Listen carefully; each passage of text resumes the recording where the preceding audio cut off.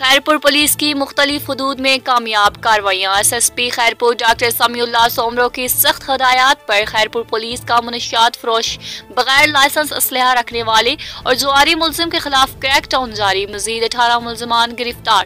भारी मिकदार में मुनशियात और असलहा बरामद। मुकदमात दर्ज। SSP खैरपुर जनाब डॉक्टर समीउल्लाह सोमरो की हिदायत पर SHO थाना वडा माजून गम्बट मिरवा शहीद मुर्तजा मीरानी बुजदार वडा अगड़ा B सेक्शन शाह लतीफ सीठा रजाब पिरोसन कोट लालू फैजगंज और कुंभ के मुख्तलिफ मकामात पर कामयाब कार्रवाइयाँ। पुलिस ने मुख्तलिफ मकामात पर कार्रवाइयाँ करके 18 मुलजमान को गिरफ्तार कर लिया। गिरफ्तार मुलजमान में अली हसन जूद, अब्दुल फहद शेख, सैयद कम्भो, हमीदुल्लाह शर, बाबर अली शाह, सिकंदर बुजदार, जर्जेस पहलूठू, मुजीबुर रहमान कमालानी, शहजादू शेख, मंसूर भनभन, आबी चंद, अब्दुल्ला नाइच, नाजिम राजबर, असलम खास खेरी, यासर खोखर, शफीक राजपर, सहबत सोलंगी और शोएब सोलंगी शामिल हैं।